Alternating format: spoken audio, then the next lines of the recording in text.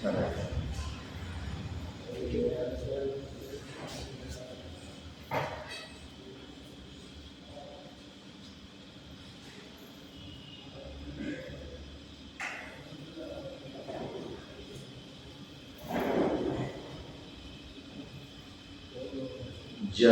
कर्म च मे दिव्यम् एवं योगेति तत्त्वतः त्यक्त्वादेवं पुनर्जन्म नैति मामेति सोऽर्जुन परित्राणाय साधूनां विनाशाय च दुष्कृता धर्म संस्थापनार्थाय संभवामि युगे युगे.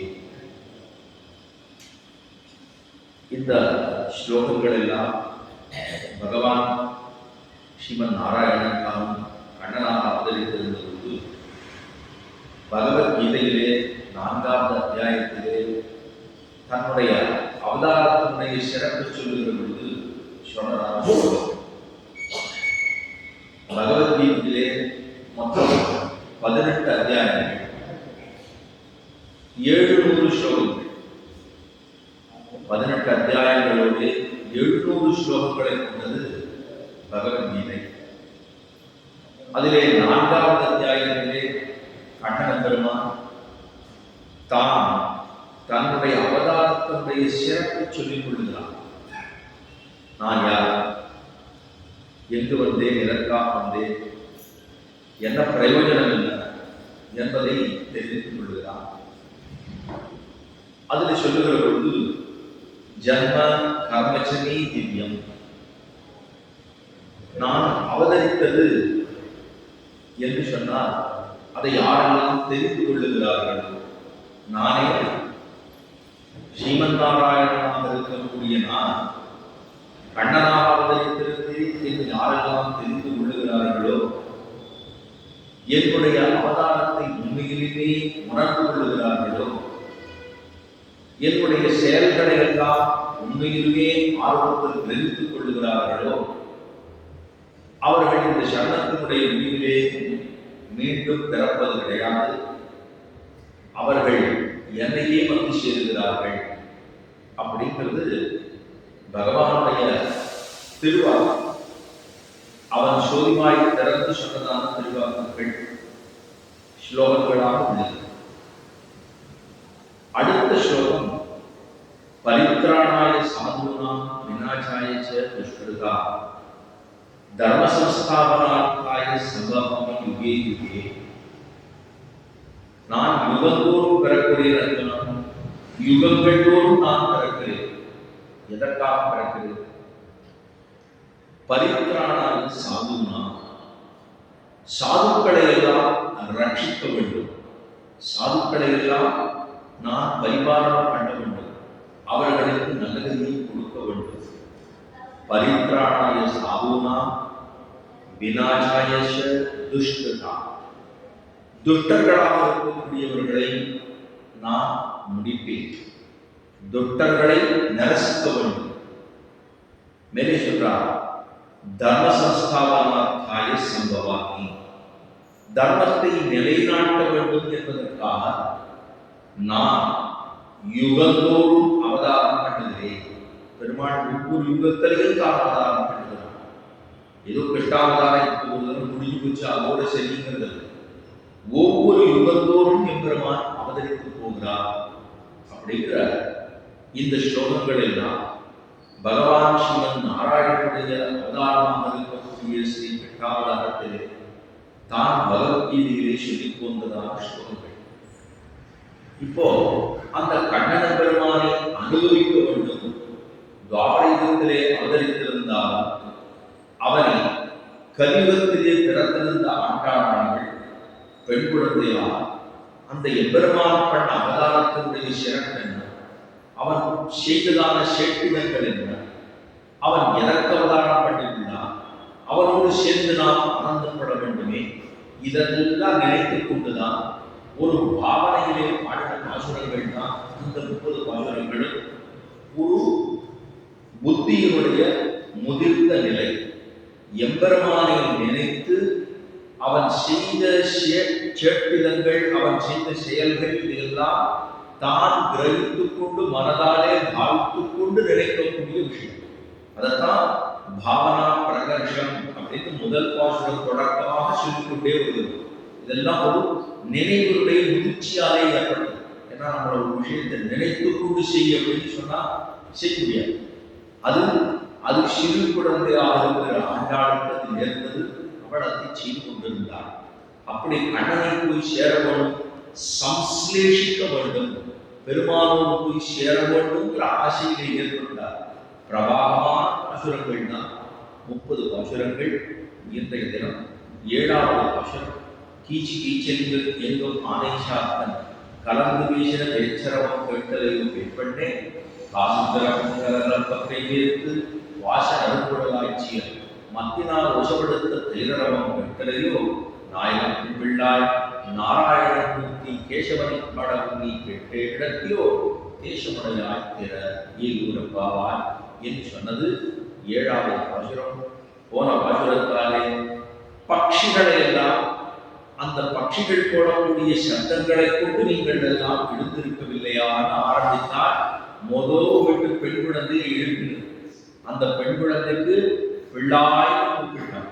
பிள்ளாய் எழுந்தராய் தேர்ந்து கட்டச்சகடம் கலக்கையில் ஆலோசி வெள்ளத்தரவில் வீதம் வந்தளித்தரை உள்ளத்துக் கொண்டு முடிவர்களும் இவர்களும் வெள்ள எழுந்தல் என்ன நிறம் உள்ளம் புகுந்து கலந்து என்று சொன்னது நேற்றைய பாசுரம். இன்றைய பாசுரம் இங்கேயும் ஒரு பட்சியினுடைய விஷயத்தை தான் சொல்றான். ஒரு நம்ம பூர்வாச்சாரியர்கள் சொல்லுவானா, பட்சிகள் தான் நம்முடைய ஆத்ம ஜீவனத்துக்கு எத்தனை தூரம் உபயோகமா இருக்குது.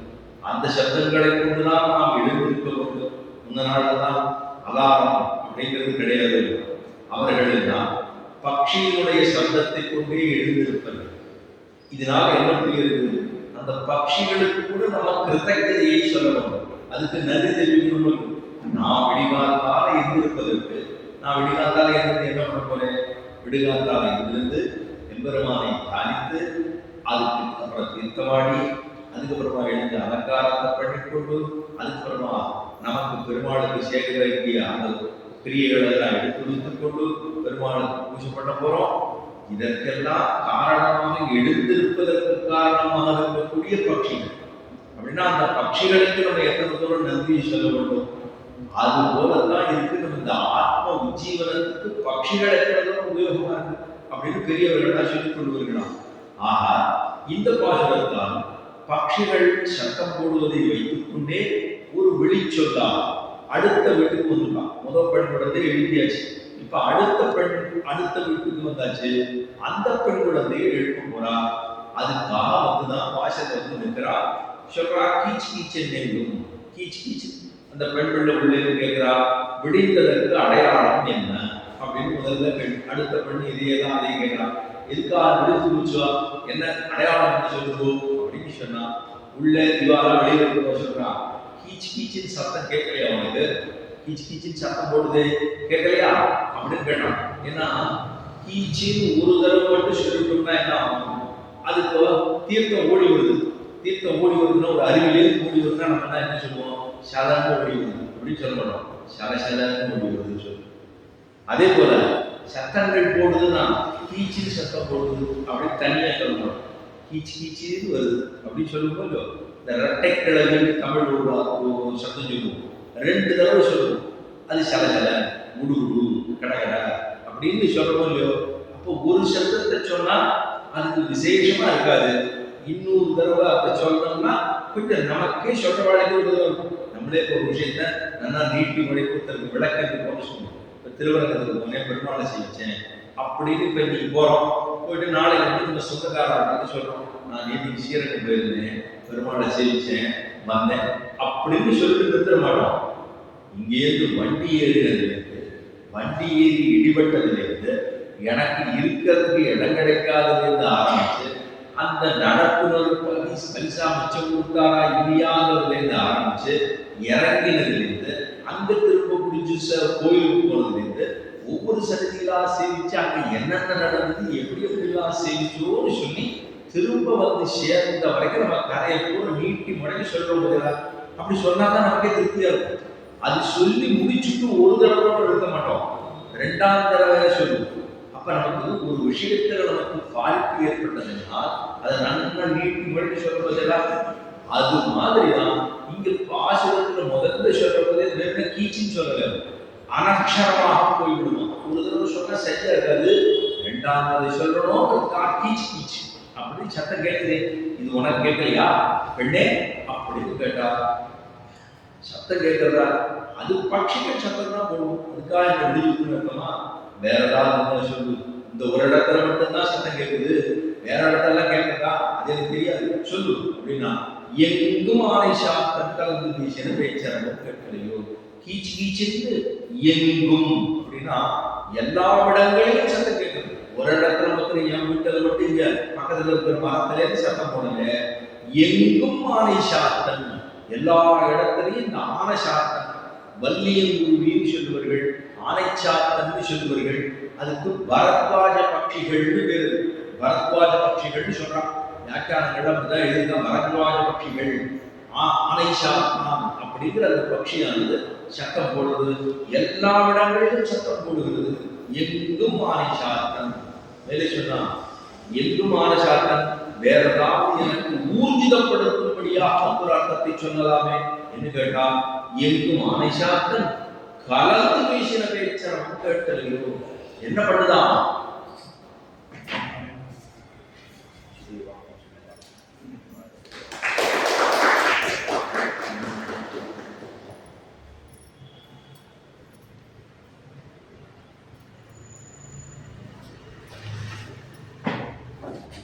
எங்கும் ஆனை சாத்தன், எல்லா இடங்களிலும் சத்தம் போட்டிருக்கு. அது தான் மட்டும் தனியாக சொல்லவில்லை, சத்தம் போடவில்லை. கலந்தெங்கும் ஆனை சாத்தன், அது தன்னுடைய பெண் குருவி பரத்வாஜ பட்சிக்குள்ளோ அதோடு சேர்ந்து ஆனந்தப்பட்டு கொண்டு வாயு வாயுமாக வைத்துக் கொண்டு அது ஆனந்தத்தோடு சத்தம் போடணும். ஏன்னா கீச்சு கீச்செங்கும் ஆனை சாத்தன் கலந்து ரெண்டு சேர்ந்து ஒரு ஆனந்தப்படுகிறது. ஏன்னா அது வெளியில் காக்காதான் அது இருந்தது. அது ஒரு கடையில் உட்காந்துட்டு இதுவாயில வச்சு அப்படியே விளையாடிருக்கோம்.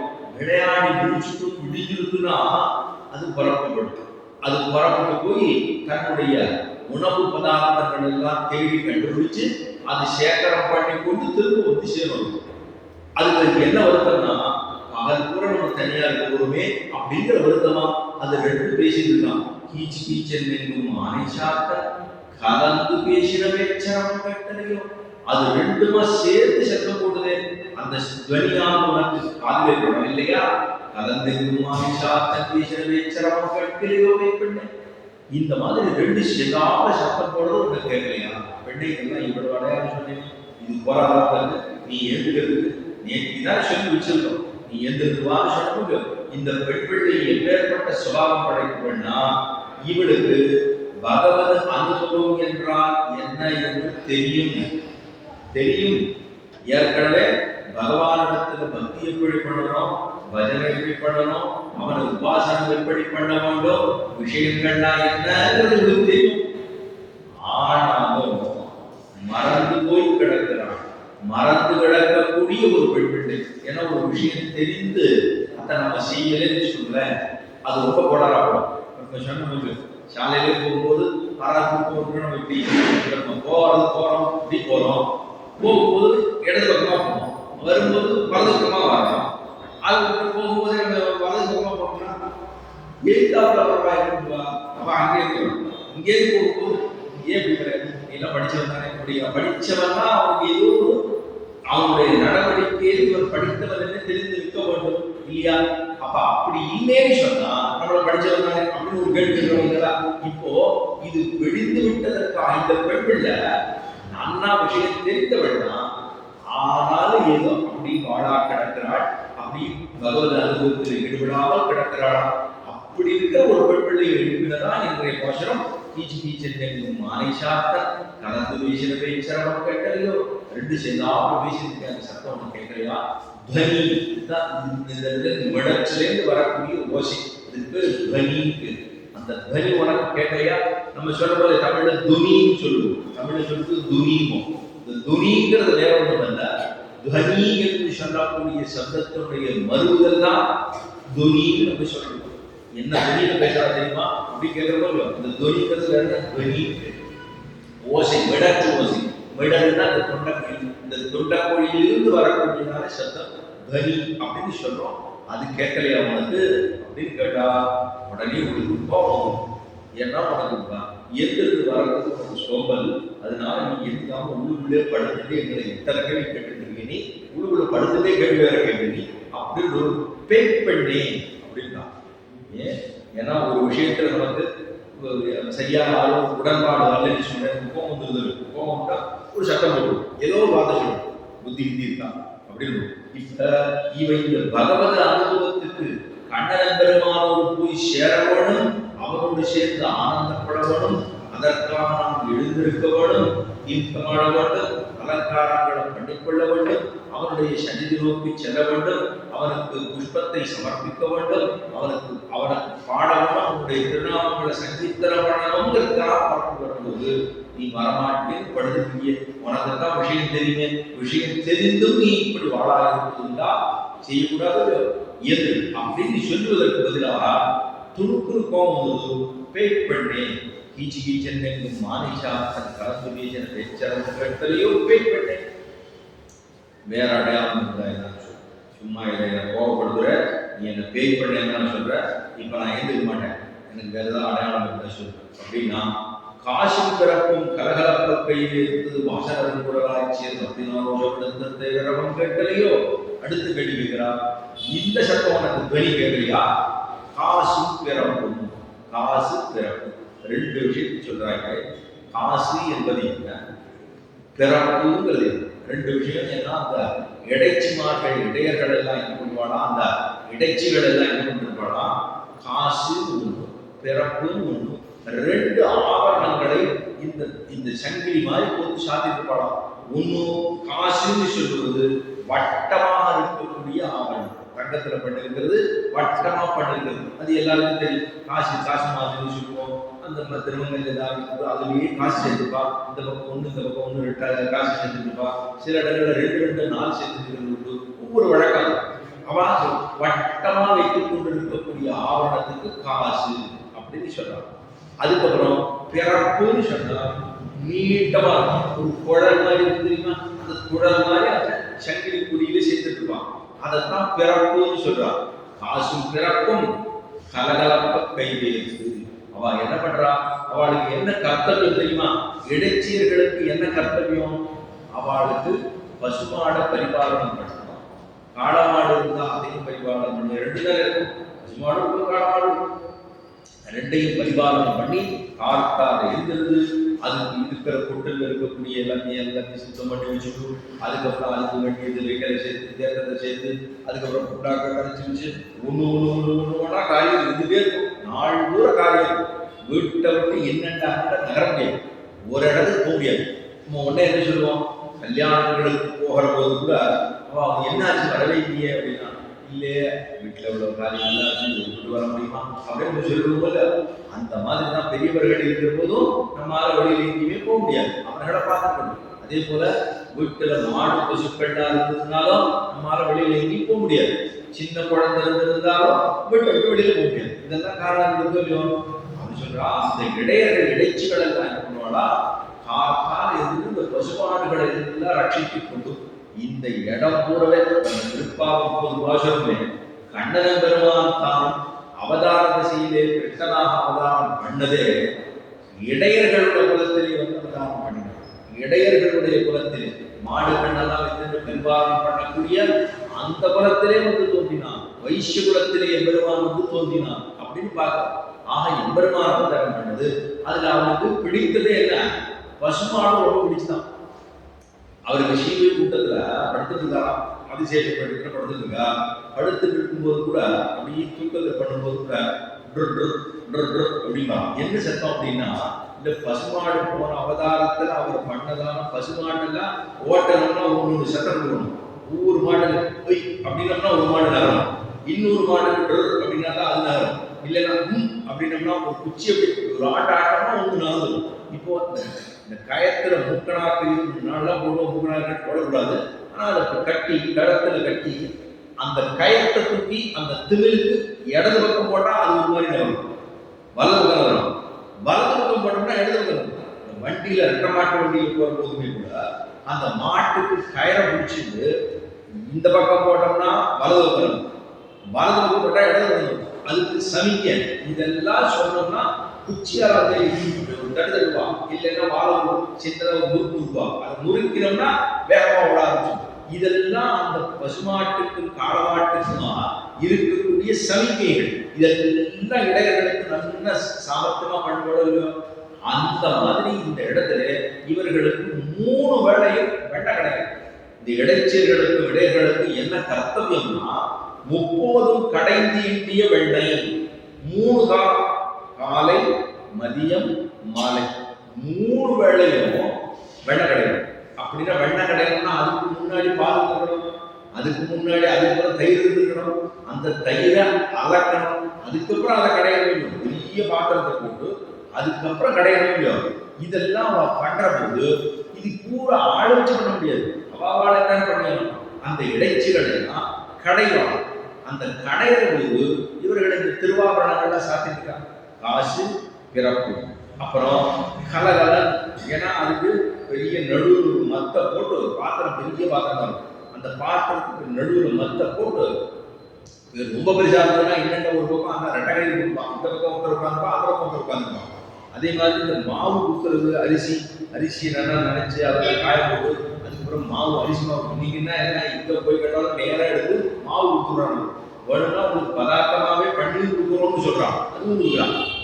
ஆத்திரம் நமக்கு தடிய போயிடும், போய் சமையல் பண்ணுங்கிற கவலையெல்லாம் இன்னைக்கு இல்லை. அன்னைக்கு எல்லாமே வீட்டில் தான் பண்ணிட்டு இருந்தோம். இன்னைக்கு எது கேட்டாலும் வத்தல் வேணுமா கிடைக்கிறது, இல்ல முறுக்கு வேணுமா கிடைக்கிறது. அந்த நாள்ல தான் உண்மை வெளியில எல்லாம் இந்த வகையில கிடைக்கவே கிடையாது. ரெடிமேட் அப்படின்னு சொல்லி எதுவுமே இல்லை, எல்லாமே வீட்டில் பண்றதுதான். இன்னைக்கு இதை சொல்லி கொடுக்கும் போதே என்ன கொடுக்குறாங்க, இது வீட்டில் பண்ணது தெரியுமோ அப்படிங்கிற. ஏன்னா அது அபூர்வமா போயிடுது, அதுக்காக சொல்றாங்க. அதனால இப்ப இவர்கள் 2 பக்கமா கயத்தை போட்டு கட்டுவா, கட்டி இழுக்கணும்.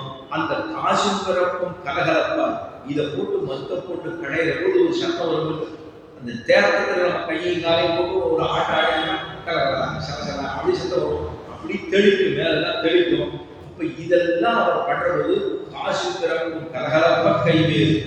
இந்த மத்த போட்டு உருட்டுறா நம்ம கடையை அவ்வளோ சல சல சல சல சல சத்தம் வரும். இந்த சத்தம் எதப்போ அப்படின்னா பெருமாள் தான் கூர்மாவதாரம் எடுத்தாலும், மத்ஸ்யாவதாரம், கூர்மாவதாரம், வராகாவதாரம், அதுக்கப்புறம் தான் நிருசிம்மாவதாரம் பண்ணான்.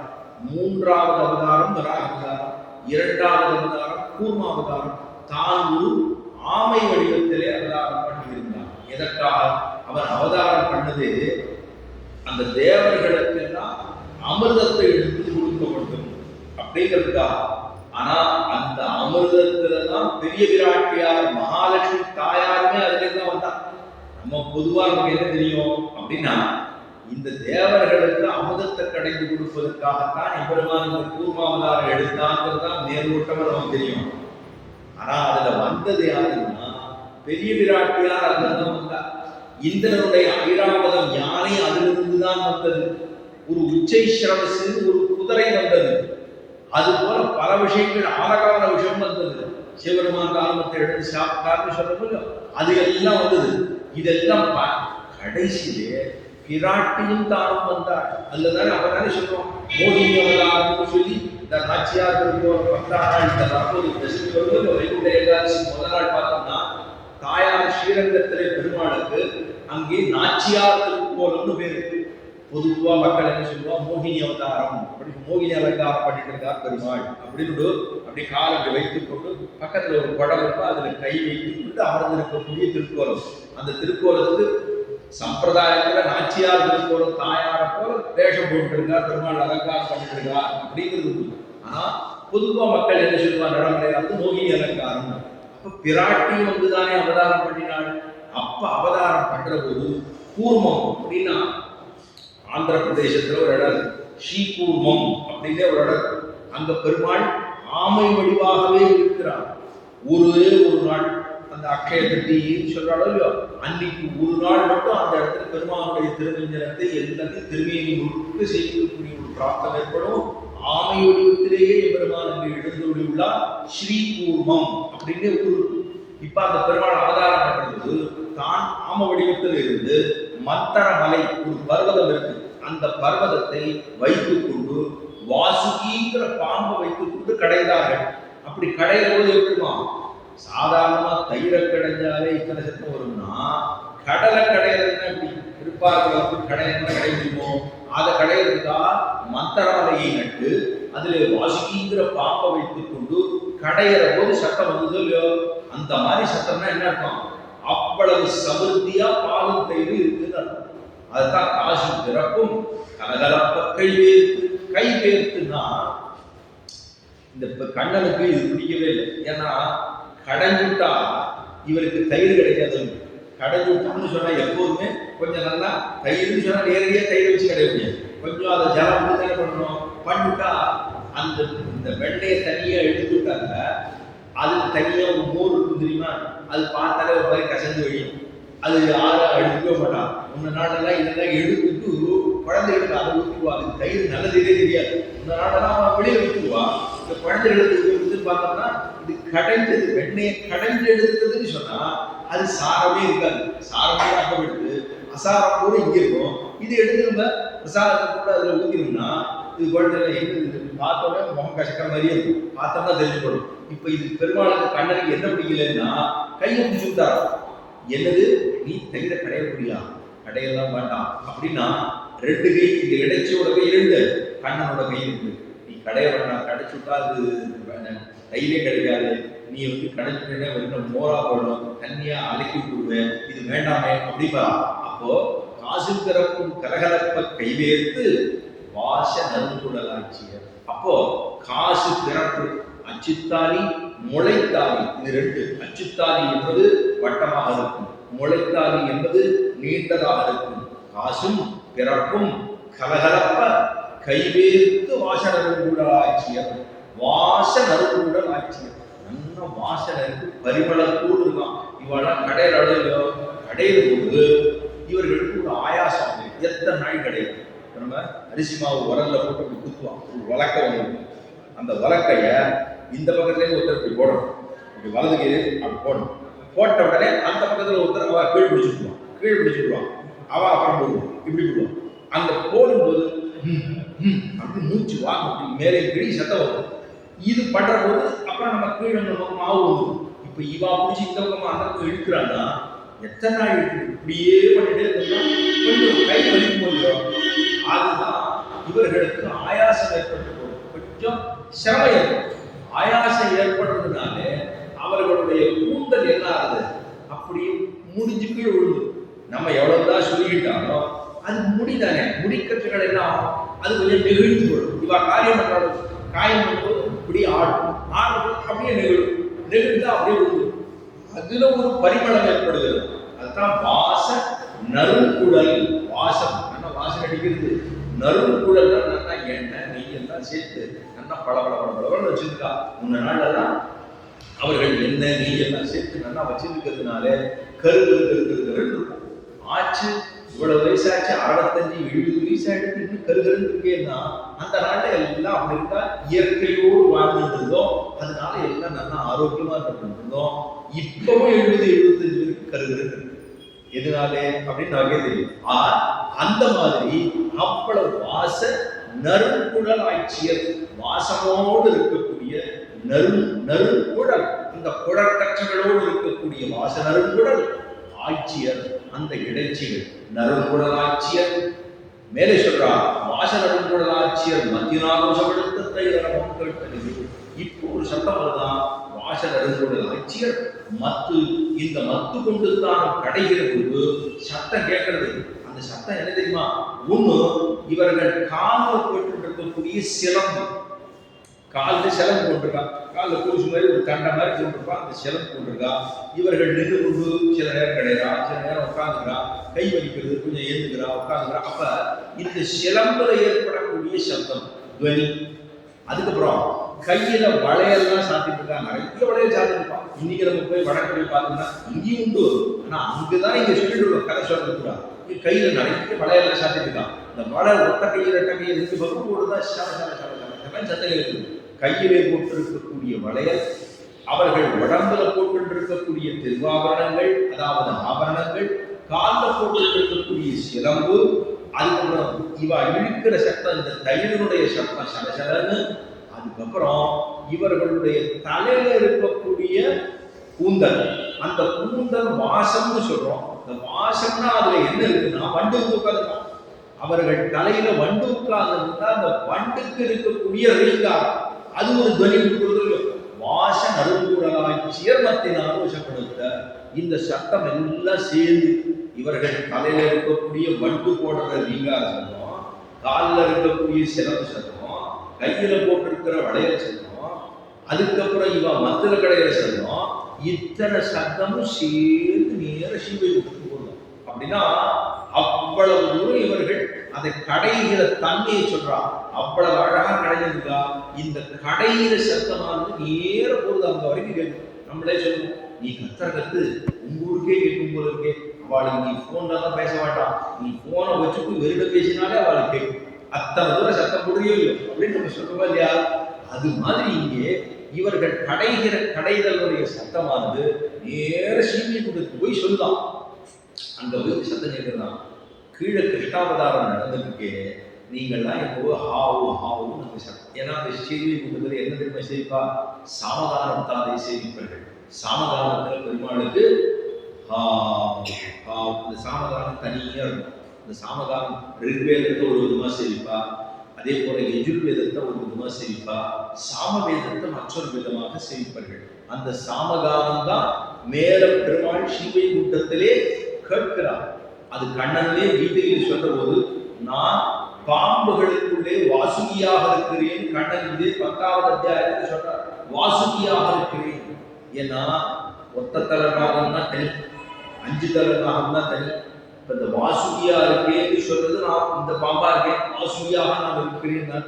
மாதங்களுக்குள்ள நான் மார்கழி மாதமாக இருக்கிறேன். நான் சந்தசுகளுக்குள்ள காயத்ரி சந்தசா இருக்கேன்னு சொல்லியிருக்கார். ஒன்னா சொல்லியிருக்கார், பரமசிவீட்டவ பக்தர்களுக்குள்ளே நான் சிவனாக இருக்கிறேன், அகம் சம்புன்னு சொல்றார். கண்ணன் கீதையில் என்ன சொல்றார்? பரமசிவீட்டவ பக்தனாக இருக்கக்கூடியதே நான் அகம் சம்பு, நான் சம்பு சிவனாக இருக்கிறேன் அப்படின்னு சொல்றார். இவ்வளவு விஷயம் சொல்றார். யானைகளுக்குள்ள நான் ஐராவதமாக இருக்கிறேன் சொல்றார். குதிரைகளுக்குள்ளே நான் உச்சைஸ்ரவசுங்கிற குதிரையாக இருக்கிறேன் சொல்றார். இவ்வளவு என்பதுதான் தான் 10வது அத்தியாயத்திலே பகவத்கீதையிலே சொல்கிறார். அப்படி சொல்ற போது இங்க இந்த ஸ்ரீவைகுண்டத்துல போய் அதுல ஒரு இடத்துல சாமதானமாக இருக்கிறேன், வேதங்களுக்குள்ளே நான் சாமவேதம், அகம் சாமவேதோஸ்மி அப்படின்னு சொல்றாரு. இந்த சாமவேதத்தை அங்க சேவிச்சிருக்கா. இங்கே இந்த சப்தமானது பரமதத்தை போய் சேர்ந்துட்டான். அங்க போய் கேட்கிறதா, நீங்கள்னா இங்க இழந்து போயிட்டு நம்மளே ஒரு இடத்துக்கு போயிருக்கோம், பெருமாளை செய்வதுக்கு போயிருக்கோம், நல்லா சேவிச்சிருக்கோம். வைகுண்ட ஏகாசி நம்ம எல்லாரும் போய் ஒரு இடத்துல சேவிச்சிருப்போம். இங்க 10 பேர் கூடுறோம், ஒரு 10 பேர் வராம இருப்பா. நமக்கு அங்கே ஊருக்கு போய் சேவிச்சு வந்து அந்த 10 பேர் வீட்டுக்கு போய் நாங்க இப்படி எல்லாம் சேவிச்சேன், உங்களுக்கு எல்லாம் அது இல்லாமலே போயிடுது அப்படின்னு நமக்கு கொஞ்சம் இலக்காரமா வாழ சொல்ல ஆரம்பிச்சோம். ஏன்னா இவா சேவிச்சுட்டு இல்லையா, அதனால ஒரு பெருமையா, அந்த பெருமையெல்லாம் அவட்ட போய் சொல்லுவா. இப்ப இவர்களுக்கு இவா சொல்றா, இங்கிருந்து சப்தமானது துவனியானது அங்க ஸ்ரீவைகுண்டம் வரைக்கும் போயிருக்கு. அங்க நீங்கள்லாம் ஏதோ சாமகானத்துல சேவிச்சிருக்கீங்களே, இதை விட உயர்ந்ததாக இருக்கக்கூடியதான கீழே கிருஷ்ணாவதாரம் நடந்திருக்கு. அங்க இருக்கிற இந்த சத்தமா உங்களுக்கு தான் கேட்காமலே போயிடுது. திருவங்கையாழ்வார், ஆழ்வார்கள்ல கடைசி ஆழ்வார் திருவங்கையாழ்வார். அவர் எங்க பிறந்தா தெரியுமா? திருவாலி திருநகரின்னு சீர்காழி பக்கத்துல இருக்கு. திருவாலி திருநகரி அப்படின்னு 12 கருட சேவை நடக்கும். தை மாசம் இப்ப வரப்போகுது. தை மாச அமாவாசையின் பொழுது நடக்கக்கூடிய உற்சவம் ஊரே ஒரே கோலாகலமா. சீர்காழி பக்கத்துல இருந்து ஒரு 10 கிலோமீட்டர் தூரத்திலே திருவாலி திருநகரி அப்படின்னு இருக்கு. திருவங்கையாழ்வார் அவதாரம் பண்ண இடம். அவர் யார பிறந்தது தெரியுமா? ஆழ்வார்களுக்குள்ளே கடைசி ஆழ்வார் என்று சொல்லப்படுகிறது. திருவங்கையாழ்வார் கள்ளர் குலத்திலே அவதாரம் பண்ணினார். கள்ளர் குலத்தில் அவதாரம் பண்ணவர் அவர். அங்கே இவ்வளவு அவர் ஒரு பாஷத்தை சொல்றார், ஏறா முயல் விட்டு காக்கை பின் போவதே அப்படின்னு சொல்றார். அவர் ஒரு பாசுரம் பாடுகிறார். அதுல சொல்றா, முயல் மாமிசம் ரொம்ப நன்னா இருக்கும், காக்கா மாமிசத்துக்கு போய் எல்லாரும் அடையலே அப்படின்னு சொல்றாரு. ஒரு பாசுரத்துல ஒரு இடத்துல வந்து ஏறா முயல் விட்டு காக்கை பின் போவதே அப்படின்னு. இதுக்கு அர்த்தம் என்ன சொல்ல வர்றாருன்னா, ஸ்ரீவைகுண்டம் எல்லாரும் சொல்றதோ ஸ்ரீவைகுண்டம் எங்கேயோ இருக்கு. அவர் என்ன சொல்ல வர்றாருன்னா, அவரு ஸ்ரீவைகுண்டத்துக்கு போகணும்னு ஆசைப்பட்டா அதுல ஒன்றும் தப்பு இல்லை. ஆனா சொல்றதானா அது நமக்கு இதுக்கப்புறம் இந்த ஜென்மா முடிந்த பிற்பாடு போகிறோம். ஆனா அவருக்கு என்ன முக்கியமான விஷயமா அவர் சொல்றாருன்னா, இங்க கீழே நிலத்திலேயே முயல் மாமிசம் கிடைச்சிருக்கு, ரொம்ப சுலபமா கிடைச்சிருக்கு. முயல் மாமிசம்ங்கிறது ரொம்ப வசதி. அவர் சொல்றது இவர் ஏதோ சொல்லிட்டு இருக்காருன்னு சொல்ல வேண்டாம், அவர் சொல்றத நீ சிரிப்பு சொல்றேன், அவ்வளவுதான். அவர் பாசுரத்தை சொல்லியிருக்காரு, அதை சொல்றேன். அதனால முயல் மாமிசம் ரொம்ப வசதியானது, அது நிலத்திலே கிடைக்குது, சிரமமே பட வேண்டாம், அப்படியே காலை தூக்கி கொண்டு வந்துடலாம் அப்படின்னு சொல்றா. ஆனா காக்கை பின் போவது, காக்கா மாமிசத்துக்கு ஆறான ஆசைப்படுவானா, அது மேல பறக்குது.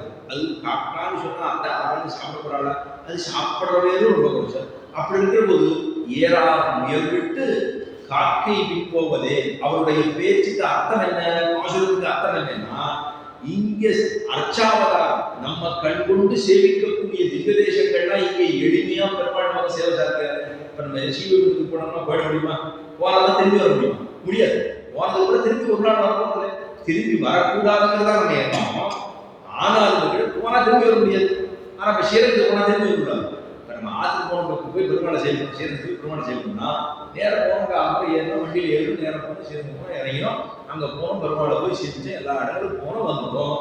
இது பெருமாள் நம்முடைய மாமிச கண் கொண்டு சேவிக்கக்கூடிய அளவுக்கு சுலபமாக இருக்கிறார் பெருமாள் இங்கே. ஆச்சா, இது சுலபமா இருக்கு. அது மாதிரி முயல் மாமிசம் சுலபமா நிலத்துல நினைச்சிருந்தோம். ஆனா ஸ்ரீவைகுண்டம்ங்கிறது எங்கேயோ இருக்கு, இது முடிந்த பிற்பாடு போறோம். ஆனா எப்பன்னு தெரியல. ஆனா காக்கா மாமிசம் மேல பறந்துருக்கு, அது வசதியே இல்லை. அப்படி இருக்கிற போது அதற்காக பாடுபடுவானேன்னு சொல்றாரு. ஆனா அதே ஆழ்வார் தான் பெருமாளே எனக்கு மோட்சத்தை எப்ப கொடுக்க போறேன்னு சொல்றாரு மற்ற இடங்கள்ல. அவருடைய முக்கியமான திருவுள்ளம் என்ன, எண்ணம் என்ன அப்படின்னா, அர்ச்சாவதார உபதேசங்கள் அவ்வளவு வசதி. நம்ம கண்கொண்டு சேவிக்கலாம், நம்ம இங்கேயே செய்யலாம், இங்கேயே அவ்வளவு தூரம் செய்யலாம். பெருமாளை போய் சேவிக்கிறதுக்கு ஒன்றும் சிரமமே பட வேண்டாமே, பறக்கணுமா இல்லை எங்கேயாவது போகணுமா, எங்கேயும் போக வேண்டாம், இங்கேருந்து போனோம்னா செய்துக்கலாம். அவ்வளவு சுலபங்கிறதுக்காக சொல்லுவாங்க ஆழ்வார். ஸ்ரீவைகுண்டத்துக்கு சட்டம் போயிட்டு போய் நீங்களாம் கெட்டாவதாரத்தை செய்யவே இல்லையே, வந்து செய்யலாமே அப்படின்னு சொல்ற அளவுக்கு தான். காசு பிறப்பும் கலகலப்ப கையில் எடுத்து வாசனம் பண்ண ஆட்சியர் மத்தினாரோசம் கேட்டிருக்கோம். மத்தால கேட்டா சட்டம் போடுறாங்களே, யோசனை பண்றாங்களே, உனக்கு காதுல விடலையா, மத்தினால் ஓசைப்படுத்த கைரவம் கேட்டலையோ. 3 வேளை கிடையாது அந்த இடைச்சல்கள்னா, 3 வேளை தயிர் கிடையாது. அது எதை போலன்னு சொல்றா, பிராமணர்களுக்கு திருகாலம் சத்தியாவனம் வந்தனம் பண்ணுமா போலேன்னு சொன்னா. பிராமணர்களா இருந்துட்டோம்னா அவ 3 வேளை சத்தியாவந்தனம் பண்ணணும். காலத்தால 6 மணி, 6 மணிக்கு காயத்ரி ஜபத்தை உச்சரித்துக் கொண்டிருக்க வேண்டும். அப்படின்னா எத்தனை மணிக்கு எழுந்துக்கணும், 4:30 மணிக்கு எழுந்திருந்தாதான் சரியாகும். பிரம்ம முகூர்த்தத்திலே எழுந்திருக்க வேண்டும். பிராமே முகூர்த்தேச்ச உத்தாய மனசாது சிந்தைய ஹரி, ஹரின்னு சொல்லிக்கொண்டு பிரம்ம முகூர்த்தம், அதுதான் பிரம்ம முகூர்த்தம்னு பேர். விடிகாத்தால எழுந்திருக்க வேண்டும். 3:45 4 மணிக்கு எழுந்திருந்து அதுக்கப்புறம் ஹரிஹரி ஹரி ஹரிஹரி ஹரி ஹரின்னு சேவித்துக் கொண்டு திருவரங்கத்தை நோக்கி 2 அடி எடுத்து வைக்க வேண்டும். உஷதேஸ்வரே ரங்கயாத்ரா தினே தமகம் சிரசாவந்தே ராஜாமம் குலசேகரம், குலசேகராழ்வார் அவரை பற்றி தான் நீ பார்க்கணும். அவர் இங்க பெருமாளை போய் ஸ்ரீரங்கத்துக்கு போய் நான் செய்யணும், ரங்கம் ரங்கம் ரங்கம் என்று சொல்லிக்கொண்டு பெருமாளை நோக்கி. இப்ப நம்ம இங்கே மேற்கு பக்கத்தில் இருக்கோம், இங்க கிழக்கு பக்கத்துல ஸ்ரீரங்கம் இருக்கு. இங்க என்னன்னா மேற்குல இருந்து அப்படி 2 அடி எந்திருக்க படுத்துற இடத்துல இருந்து ஏந்துக்கணும்.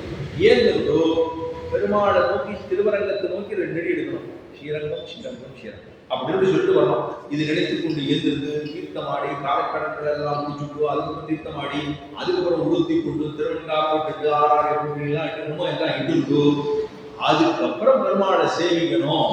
அப்படின்னு சொன்னா காலத்தால சந்தியாவந்தனத்தை பண்ற போது 5:45 5:50 சூரியன் அப்படியே உதயமாகிற பொழுதே இவர் காயத்ரி ஜபத்தை சொல்லிக் கொண்டிருக்க வேண்டும். இதுதான் அவர்கள் பண்ணணும்.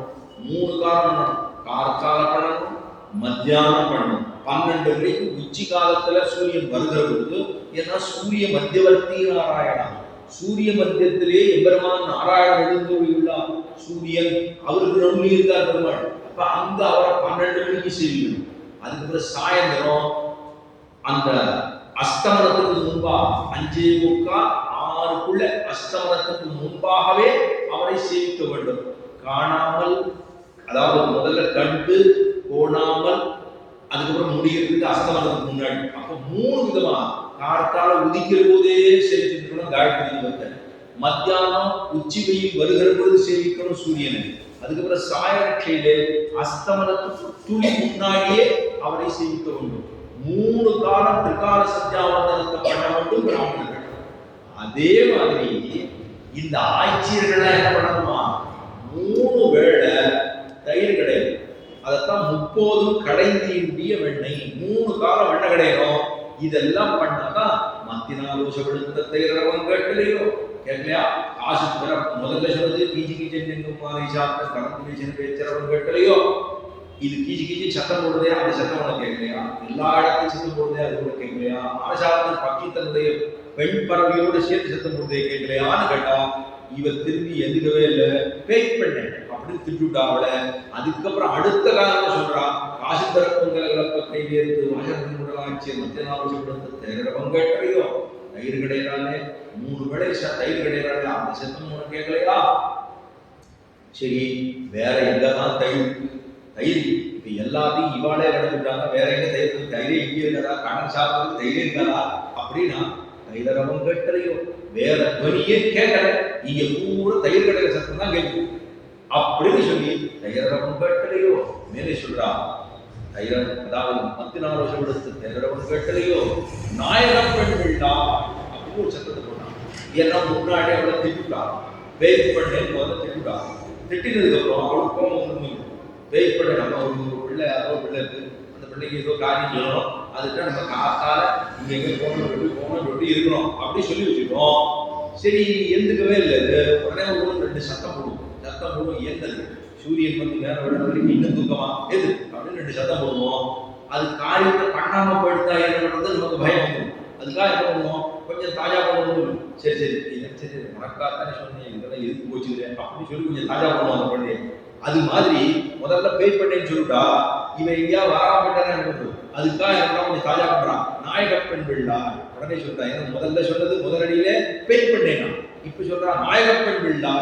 ஏன்னா நீ தான் எங்களை எல்லாத்துக்கும் கூட்டிட்டு போகணும் அப்படின்னு கொஞ்சம் தாஜா பண்ணி அவளை கொஞ்சம் ஆஸ்வாசப்படுத்தி கொஞ்சம் குஷிப்படுத்தி கூட்டிட்டு போனது. நாயக பெண் விழா நிர்வாகையாக இருக்கக்கூடிய பெண் பிள்ளையே நீதான் நாயக பெண் விழாய். நாராயணன் மூர்த்தி கேசவனை பாடவும் நீ கேட்டே கிடத்தியோ. நாராயணன் அப்படின்னு கொடுக்குறான். முதல்ல ஒரு இடத்துல நாராயணனே நமக்கே பறை தருவான் அங்க சொல்றது ஒரு இடத்துல. இப்ப நாராயணன் மூர்த்தி அப்படின்னு சொன்னா, பொதுவாக நாராயண மூர்த்தி அப்படின்னு சொன்னோம்னா இப்ப எல்லாம் இன்ஃபோசிஸ் அப்படிங்கிறதுல ஒருத்தர் இருந்தாரோ இல்லையோ, ஒரு பெரியவரா இருந்தாரோ இல்லையோ பாருங்க, அவருடைய திருநாமத்தை அவர்கள் தாயார் சொன்னார். எத்தனை வருஷத்துக்கு முன்னாடி நாராயணன் மூர்த்தின்னு திருப்பாவை சொல்ற திருநாமத்தை அவருக்கு வச்சிருக்கா. அப்ப எத்தனை வசதியா வச்சிருக்கா பாருங்க. நாராயணன் அப்படின்னா அவருக்கு என்ன, அந்த நாராயணன்கிறவர் எவ்வளவு பெரியவர் அப்படின்னா சொல்றா, கண்ணுக்கு தெரிய மாட்டான், கண்ணுக்கே தெரியாது, முகத்தையே காட்டான். நம்ம எல்லாரும் நாராயண சேர்த்துக்குவோம் அப்படின்னா நேர நாராயண சேர்த்துக்கிட்டே, நம்ம நேரா நாராயணனா சந்திரகரங்கள் சதுர்புஜங்கள் 4 திருக்கரங்கள் இருக்கும், அவருடைய திருமேனி இருக்கும். அதுல பார்த்தோம்னா ஒரு பக்கம் சக்தி ஒரு பக்கம் சக்கரம் வச்சிருப்பா, அப்படின்னு கதை கட்டும் பஞ்ச ஆயுதங்களோடு இருப்பா. இதெல்லாம் மகாவிட்டு பெருமாள் நாராயணனுக்கு அடையாளங்களா சொல்றோம். நம்ம இங்க ஏன் பார்த்துக்கணும், நம்ம இங்கே பார்த்து நேரம் பார்த்ததே கிடையாது. சாஸ்திரங்கள்ல சொல்லியிருக்கு இப்படி இருப்பாருன்னு. அதுக்கப்புறமா அது தொடக்கமாக சில்ப சாஸ்திரத்துல சொல்லியிருக்கு இப்படி இருப்பாருன்னு. அதுக்கு தகுந்தாப்புல சிற்பங்கள் எல்லாம் அவன் வடிச்சிருக்கா, அதுக்கு தகுந்தாப்புல படங்கள்லாம் புகைப்படங்கள்லாம் எடுத்திருக்கா அவன் செய்யும். இப்ப எனக்கு பெருமாள் இருக்காருன்னா பெருமாள் நேரம் பிரத்யட்சமா இருக்காருன்னா இருக்காரு, இங்க இருக்காரு. ஆனா நாம் அனுமானித்து பெருமானை தெரிந்து கொள்கிறோம் இருக்காரு. ஒன்னும் கண்ணால பார்க்கணும், கண்ணால பார்த்துட்டா பிரத்யட்சமாக இருக்கக்கூடிய பிரமாணம் பேர். ரெண்டு விஷயத்துல தான் ஒரு விஷயத்தை நம்ம ஸ்தாபிக்க முடியும். ரெண்டு இருக்கணும். ஒன்னும் பிரத்யட்சமாக பார்த்திருக்க வேண்டும், ஒரு விஷயத்தை நான் கண்கொண்டு பார்த்திருக்க வேண்டும். மற்றொன்று அனுமானமாக அதை தெரிந்து கொண்டிருக்க வேண்டும். இந்த அனுமானம் சொல்றதுக்கு என்ன இருக்கணும் அப்படின்னா பிரமாணங்கள் இருக்க வேண்டும். பிரமாணங்கள் இருக்கணும். நம்ம 4 தாத்தா 7 தாத்தா எங்களுக்கெல்லாம் முன்னாடி ஒருத்தர் இருந்தார், நாராயண வாத்தியார் ஒருத்தர் இருந்தார். பெரியவர், எங்களுக்கு 7 தலைமுறைக்கு முன்னாடி நாராயண வாத்தியார் ஒருத்தர் இருந்தார். அதுக்கப்புறம் அவருடைய பிள்ளை சக்கரம் வாத்தியார் ஒருத்தர் இருந்தார். அதுக்கப்புறம் அவருடைய பிள்ளை நாராயண வாத்தியார் ஒருத்தர் இருந்தார். அவருடைய பிள்ளை சேஷவாத்தியார் இருந்தார். அவருடைய பிள்ளை நாராயண வாத்தியார் இருந்தார். அவருடைய பிள்ளை சீனிவாச பட்டாச்சாரியார் இருந்தார். அவருடைய பிள்ளை நாராயண ஐயங்கார் ஒருத்தர் இருந்தார். அவருக்கு அப்புறம் அடியர்கள். இப்ப 7 தலைமுறைக்கு முன்னாடி இருந்தவாட சொல்லிட்டு இருக்கு. அடி ஒரு நாள் அவனை சிரிச்சதே கிடையாது. ஆனா அவன் இருந்ததுனாலதான் நம்ம இன்னைக்கு 7 தலைமுறைக்கு முன்னாடி இவர் இருந்திருக்கார். ஆனா அவர் இருந்தாருன்னு எப்படி தெரியும்? பிரமாணம் எங்கேயோ இந்த வம்சா வழிய எழுதி வச்சுருக்கோம். அந்த பிரமாணத்தை கொண்டுதானே நாம் ஊர்ஜிதப்படுத்த முடியுது. இன்னாரு இருந்திருக்கா அப்படின்னு சொல்ல முடியுது. கண்கொண்டு பார்த்திருக்க வேண்டும், அடியை பார்த்ததில்லை. அதே போல பிரத்யட்சமாக பார்க்கலாம், இல்லைன்னா அனுமானமாக பார்க்கலாம், இல்லைன்னா பிரமாணத்தை கொண்டு பார்க்கலாம். இப்ப பிரமாணங்கள் என்ன? இந்த தஸ்தாவேஜுக்கு பிரமாணம் சொல்றோம். இப்ப நம்ம எல்லாம் முன்னதாக வீட்டுல இந்த வீடு வாழறது அப்படின்னா பத்திரம் எழுதிச்சுன்னா என்ன தெரியாது. இதை வச்சு தெரிந்து கொள்கிறோம். இப்ப நாராயணன் எப்படி தெரிஞ்சுக்கிறதுனா முகமே ஒரு நாள் யாருக்கும் காட்டாமல் நமக்கெல்லாம் நல்லது பண்ணி கொண்டிருக்கக்கூடியவர் நாராயணன். முகமே தெரியும், அவருடைய முகம் தெரியுமா? முகம் தெரியாமல் நம்ம எல்லாருக்கும் பக்தர்களை எல்லாம் ரட்சித்துக் கொண்டிருக்கக்கூடியவர் நாராயணன். நாராகா அயனம் யஹா சஹா நாராயணன். நாராகா அப்படின்னா சகல வஸ்துக்களுடைய திரள் அப்படின்னு அவருக்கு தெரியும். எல்லா இந்த உலகத்தில் இருக்கக்கூடிய அண்டகிரகங்கள் அத்தனைக்கு இருக்கக்கூடிய வஸ்துக்கள், இந்த உலகத்துல இத்தனை வஸ்துக்கள் இருக்கோ, இந்த வஸ்துக்களுடைய திரள் அப்படின்னா ஒரு கூட்டம், ஒரு அமைப்பு. அது யாரு? நாராயணன். அந்த எல்லா இடத்துலையும் சர்வவியாபின்னு பேரு அவர் பெருமாள் எல்லா இடங்களிலும் வியாபித்திருக்கிறார். சர்வத்திலையும் வியாபித்திருக்கிறார். இதுக்குள்ளேயும் இருக்கார், இதுக்குள்ளேயும் இருக்கார், இதுக்குள்ளேயும் இருக்கார், இதுக்குள்ளேயும் இருக்கார் அப்படின்னு ஒண்ணுமனா சொல்றது. இந்த விடத்துல முழுக்க வியாபித்திருக்கக்கூடியவன் நாராயணன். அந்த நாராயணன் எல்லா இடத்திலையும் வியாபிச்சிருக்கார். ஒன்னும் மற்றொன்னு ஒவ்வொரு வஸ்துவையும் தனக்கு இருப்பிடமாக கொண்டுள்ளார். அப்படின்னா இங்க இந்த உடம்பு இப்ப இங்க இருக்கு, இந்த உடம்பு இங்க மட்டும்தான், அந்த இடத்துல இல்லையோ. இப்ப நாராயணன் இருக்காருன்னா எல்லா இடத்துலையும் இருக்கா, ஒன்றொன்றுக்கும் தன்னுடைய இருப்பிடமாக கொண்டுள்ளார். அதுதான் ரெண்டு அர்த்தம். ஒண்ணு எல்லா இடத்துலையும் இருக்காரு, ஒவ்வொன்றுக்கும் தன்னுடைய இருப்பிடமாக கொண்டுள்ளார். நான் இருக்கேன், நான் மட்டும் தான் இருக்கேன், நான் எல்லா இடத்துலையும் இருப்பிடமாக கொண்டேங்கிறது சொல்ல முடியாது. ஆனா எம்பெருமான் அப்படி வியாபித்திருக்கின்றபடினாலே அவனுக்கு நாராயணன் பேரு. முகமே தெரியாமலே நமக்கு அவருடைய முகமே நமக்கு தெரியாது. முகம் காட்டாமல் தான் எல்லாரையும் ரட்சித்துக் கொண்டிருக்கிறபடினாலே அவனுக்கு நாராயணன் அப்படி பேரு. ஏன் நாராயணன் சொல்றோம்னா வாத்சல்யங்கிற கல்யாண குணத்தை காண்பிக்கின்றபடினாலே நம்ம இடத்துல இரக்கத்தை காண்பிக்கிறாங்க.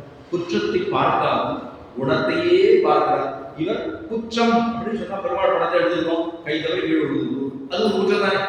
ஆனா அந்த குற்றத்தை நீ என்னுடைய படத்தை கீழே போட்டு விட்டா உன்னை நான் தண்டிக்கிறேன் பா அப்படின்னா பெருமாள் ஒரு சொல்றதே தெரியும். அதை பண்ண மாட்டார்.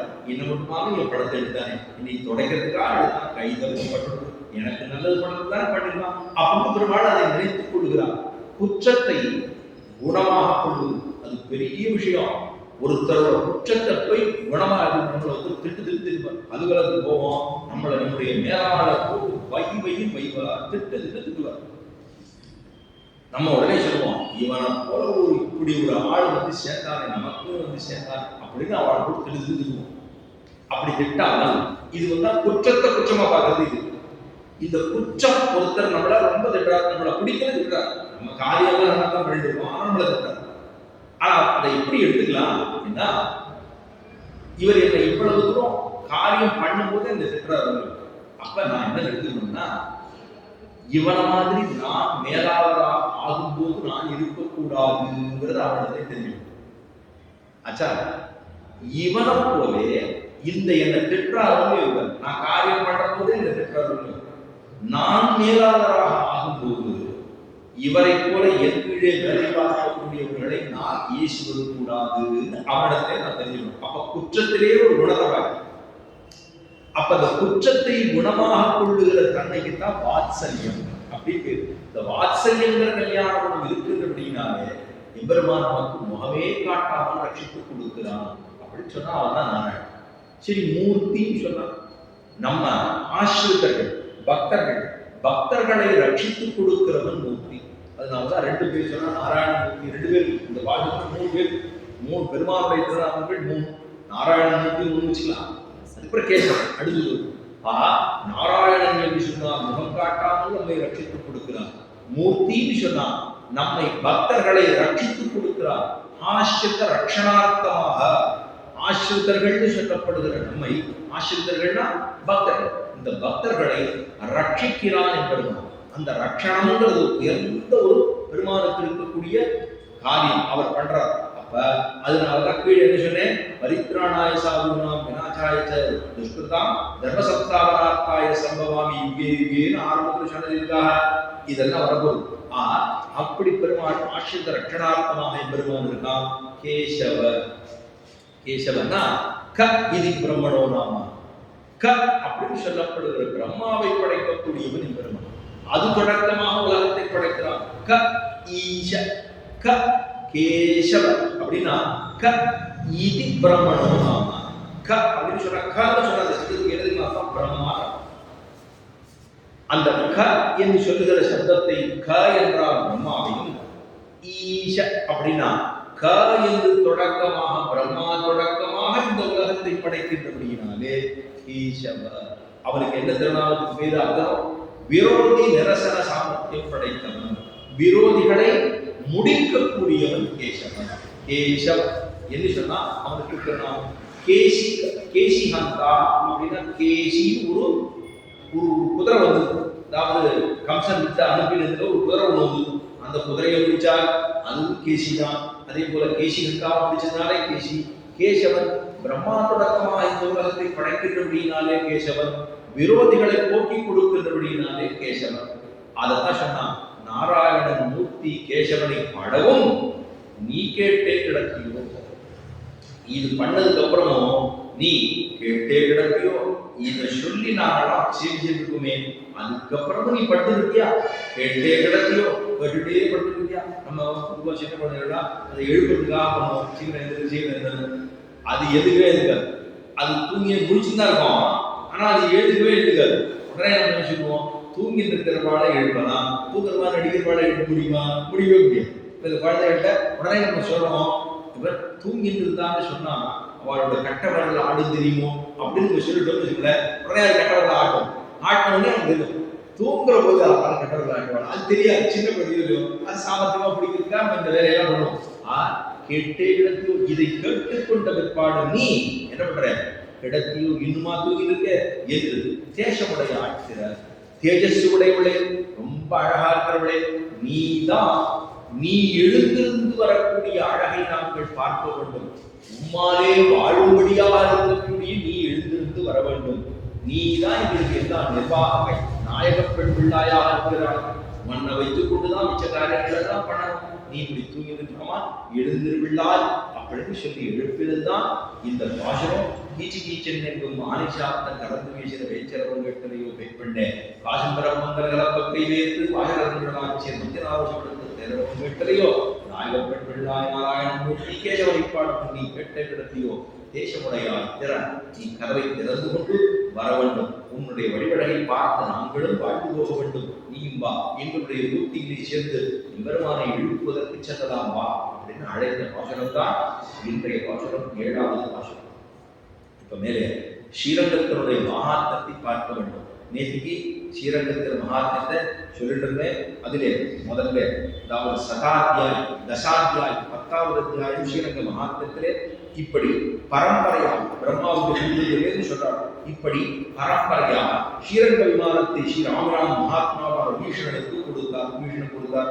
விபீஷணன் அது அந்த விமானத்தை கொண்டு வந்து காவேரி தீரத்தில் பிரதிஷ்டை இப்படித்தான் காவேரி தீரத்துல பிரதிஷ்டாபனம் பண்ணிட்டார். எப்ப பண்ணான்னு சொல்றாரு. பங்குனி மாசம் சுக்லபட்சம், பங்குனி மாசம் உற்சவம் நடக்கும். தை மாசி பங்குனி வந்து தையில உற்சவம் உண்டு, இப்போ உண்டு மார்கழியில உண்டு, தையில உண்டு, மாசியிலும் உண்டு. மாசியில கருடன் ஒருவர், அந்த வகையிலிருந்து ஒருவர், வீரேஸ்வரர் அந்த வகையிலிருந்து ஒருவர். இப்போ மாசி உண்டு, அதுக்கப்புறம் பங்குனி. இந்த பங்குனி மாசத்துல தான் பிரம்மோத்சவம் பேர். பங்குனி பிரம்மோத்சவம் ஸ்ரீரங்கத்திலேயே நான் விபீஷணன் பிரதிஷ்டாபனம் பண்ணது அப்பதான். விபீஷணன் பண்ணது பெருமாள் ஸ்ரீரங்கத்தை பிரதிஷ்டாபனம் பண்ணது அந்த நேரத்தில் பங்குனி மாசம் சுக்லபட்சம் சப்தமி சனிக்கிழமை சந்திரன் ரோகிணியிலும் குரு ரேவதியிலும் இருக்கும் போது இதை எம்பெருமானை ஸ்ரீரங்க விமானத்தை காவேரி தீரத்திலே விபீஷணன் பிரதிஷ்டாபனம் பண்ணினான். அது முதல் ஸ்ரீரங்க விமானம் கல்பாந்தஸ்தாயியால் இப்பொழுதும் மனுஷர்களாலே தரிசிக்கப்படுகிறது. கல்பமா ஸ்ரீரங்கம் எத்தனை அப்பலிருந்து ஆரம்பித்து இது எம்பெருமான் அங்கு எழுந்துள்ளான் நடந்திருக்கு. இப்ப நாரதரை பார்த்து சொல்றார் சிவபெருமான், நாரதரே என்ன சிவபெருமான் தான் இவ்வளவு கதையை சொல்லிட்டு நாரதருக்கு. நாரதர் தான் கேட்டார், ஸ்ரீரங்கத்தினுடைய மகாத்மத்தை தெரிவிக்க வேண்டும். ஆரம்பத்தில் முதல் நாள் சொன்னேன். அப்ப இதெல்லாம் பண்ணிக்கிறது சிவபெருமான் நாரதருக்கு இவ்வளவு சொல்றார். நாரதரே, இந்த ரகசியம் முழுவதும் உமக்கு சொல்லப்பட்டது. முழுசா சொல்லிட்டு இருக்கேன். இந்த ரகசியத்தை அறிந்தவன் மோட்சத்தை அடைகிறான். இந்த ரகசியத்தை ஆரம்பத்தில் தெரிந்து கொள்ளுகிறார்களோ மோட்சத்தையே அடைகிறான். ரங்க விமானத்தின் ஆவிர்வாவத்தை தினந்தோறும் கீர்த்தனம் செய்கிறவன் நற்கதி அடைகிறான்.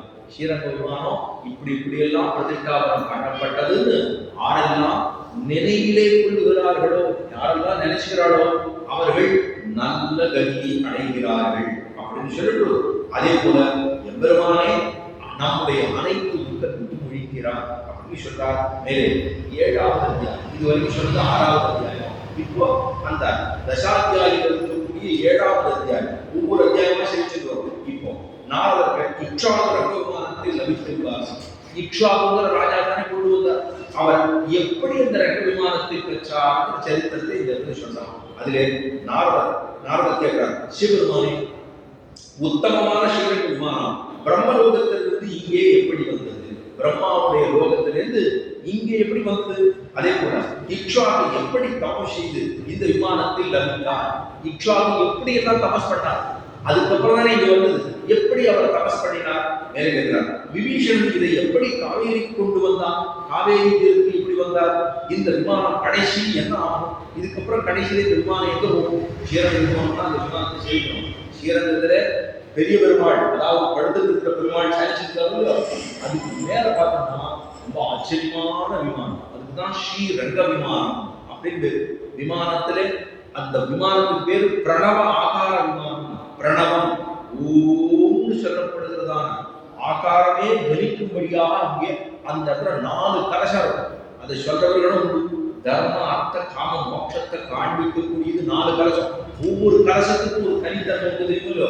கோபுரத்துல ஒத்த கலசம் இருக்கும், சில இடங்கள்ல 4 இருக்கும், சில இடத்துல 7 இருக்கும், சில இடத்துல 12 இருக்கும். ஒவ்வொரு விதமா இருக்கும். அந்த ஸ்ரீரங்க விமானத்துல 4 கலசம், அப்படி கும்பாச்சி 4 இருக்கும்.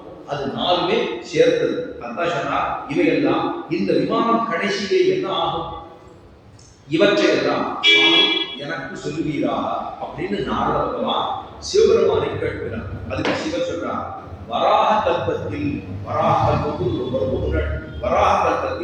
வைவஸ்வத அந்தரத்தில் முதல் சதுர்யுகத்தில் ஆரம்பமான கிருதயுகத்தில் மனு புத்திரனான இக்ஷாகு என்னும் அரசன் அயோத்தியை ஆண்டு வந்தான். இக்ஷாகுங்கிறவர் சொன்ன சூரியனுடைய புத்திரனான வராக கல்பத்தில், வராகம் ஒரு வருஷம் அதுக்கு முன்னாடி வைவஸ்வத மன்வந்தரம், இதுக்கு மன்வந்தரத்துக்கு வைவஸ்வத மன்வந்தரம் என்று அதிலே சதுர்யுகத்திலே திரேதாயுகத்தில், கிருதயுகத்திலிருந்து தொடக்கம், கிருத திரேதா துவாபர கலி 4வது யுகம். கிருதயுகத்தில் மனுபுத்திரனாக இருக்கக்கூடிய இக்ஷாகுங்கிற ராஜா ஆண்டு வந்தான் அயோத்தியா.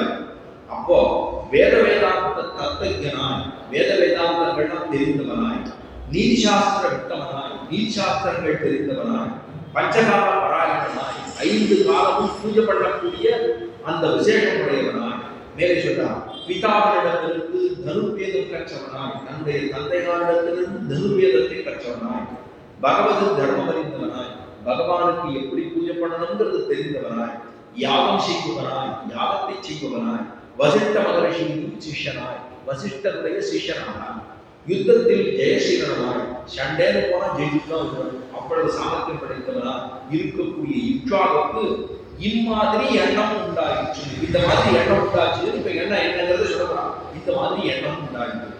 அப்ப அவனுக்கு என்ன எண்ணம் வந்தது அப்படின்னா, விஷயத்திலே பற்றுள்ளவரின் மனசு உருக்காலும் என்னையை நாடாது. இந்த உலக விஷயத்திலேயே ஈடுபட்டு இருந்தோம்னா நமக்கு பகவான பத்தின சிந்தனை வரும். உலகத்தில் இருக்கக்கூடிய விஷயங்கள் இங்கே நம்ம என்னதான் நம்ம சனாதன தர்மத்தில் இதைத்தான் திரும்ப சொல்லுவோம். ஆமே நம்ம உலக இன்பத்தில் ஈடுபடக்கூடாது. நம்ம எதுக்கு உலகத்தில் பிறந்தோம்னா, உலகத்துல பிறந்ததே பாப புண்ணியங்களை நசிப்பதற்காகத்தான். அதை என்ன சில பேர் சொல்லுவாங்க, தவறுதலான ஒரு புரிதல் என்ன இருக்குன்னா, இங்க நம்ம பிறந்ததே இங்க என்ஜாய் பண்றதுக்கு தானே அப்படின்னு. இந்த என்ஜாய் பண்றதுக்கு தானேன்னா அப்ப பகவானுடைய சிந்தனை வராது. என்ஜாய் பண்றதுக்குன்னா பணங்காசி இருந்து என்ஜாய் பண்ணணும்னு நினைச்சிட்டோம்னா பகவானை பத்தின சிந்தனம் ஒரு நாளுக்கு ஏற்படாது. அது அதிலேயே போடும். நன்னா உடுத்துக்கலாமா, நன்னா வெளிநாட்டுக்கெல்லாம் போகலாமா, நன்னா சாப்பிடலாமா, நன்னா தூங்கலாமா, நன்னா சுறாபானங்கள்லாம் சாப்பிடலாமா, இப்படியே மனசு போட ஆரம்பிச்சுன்னா அப்புறம் கறி எடுத்து போகும். மனசு ஒரு இடத்துல நிற்காது. நின்னவானில்லா நெஞ்சினை உடையேன்னு ஆழ்வார் தெரிவிக்கிறா. ஒரு க்ஷணம் இந்த பக்கம் நிற்கிற மாதிரி அடுத்த க்ஷணம் இருக்காது. நம்மளுடைய சந்தோஷம்னா எவ்வளவு தெரியுமா சந்தோஷம் அப்படின்னா, ஒரு புலி துரத்துது, ஒரு மனுஷனை புலி துரத்துக்கு காட்டுல மாட்டிப்போம். புலி துரத்துது, ஓடுறான் தலை தெரிவிக்க ஓடுறான். அது வரைக்கும் ஓட்டதே கிடையாது. புலி துரத்தினா ஆறாம் நின்று இருப்பாளா, ஓட்டம் எடுத்தான், ஓடினா வேகமா ஓட்டான். ஒரு மரத்து மேலே ஏறினான். மரத்து மேலே ஏறி ஒரு கிளையில போயிட்டான். இதுக்கு வர முடியல. அது வீக்கில் இருக்குது. சிங்கம்னு வச்சுக்கோங்கள, பக்கம் வந்துருது இருக்குது. அப்புறம் இது மேலே ஏறிட்டான். ஏறி ஒரு கிளையில பிடிச்சிட்டு இருக்கிறான். ரொம்ப ஆஸ்வாசப்பட்டான். இது மேல பார்த்துட்டே இருக்கிறது, எப்ப கீழே விடுவான்னு பார்த்துட்டு இருக்கு. அது மேல பார்க்கறான். மேல பார்த்தா பெரிய மரப்பான். நேரம் அதுக்கு மேல ஒரு கிளை, அதுல பெருசா சுத்திட்டு ஆன வாய்ப்பு. இவன் மேல பார்த்தோன்னே ஆன வாய்ப்பு. இவருக்கு பயமான பயம். கீழே சுத்தி இருக்குது. மேல பார்த்தா இது பெரிய மரப்பாம்பு இருக்குது. அதெல்லாம் பார்த்துட்டே இருக்கான். இவன் நிற்கிற இடத்துல இந்த கிளையில, சின்ன கிளையில ஒரு பெரிய பெரிச்சாவி இவனோட கிளையை கடிச்சுட்டே இருக்கு. இன்னும் கொஞ்ச நேரத்துல முடிவு போட்டு கீழே விடப்படான். கீழே விழற போற நேரத்துக்கு மேல ஒரு தேனடை. அந்த தேனடையிலேருந்து ஒரு தேன் சுட்டு இவன் நாக்கில் விழுந்தது. எதேச்சியா விழுந்து. இவன் எங்க இருக்கான்? ஆபத்து. கீழே சிங்கம், மேல மரப்பாம்பு. இந்த கிளையில ஒரு பெரிய பெரிச்சாலே அதை அறுத்து விட்டுட்டே இருக்கு. அறுத்து விட்டு இருக்கிற போது ஒரு தேனடையிலேருந்து ஒரு சுட்டு அப்படி தேன் வந்து நாக்கில் விழுந்தது. ஆஹா, என்ன அருமை, என்ன அருமை அப்படின்னு இவன் நினைச்சான்னா, எவ்வளவு துக்கத்தில் இருக்கிற போது ஒருத்தர் இந்த மாதிரி நினைக்க முடியுமா? அதை போலத்தான் சம்சாரம் என்று பெருங்கடல்னு சொன்னா இது அப்படித்தான் இருக்கு. அதுல நாமும் ஏதோ நமக்கு கல்யாணம் ஆகுது, நமக்கு குழந்தை பிறகுது, அதுக்கு கல்யாணம் பண்றோம், பேரன் பேத்தி பிறகுது, இதெல்லாம் நடக்குதுன்னா இதெல்லாம் அந்த தேன் சொட்டு வாயிலே விழுந்தார் போலே. அது காரணம் பெருமான் விட்டுவிட முடியுமா? பெருமாள்னா நாம் அவனை விட்டாலும் அவனாலே நம்மை ஒரு நாளும் விட முடியாது.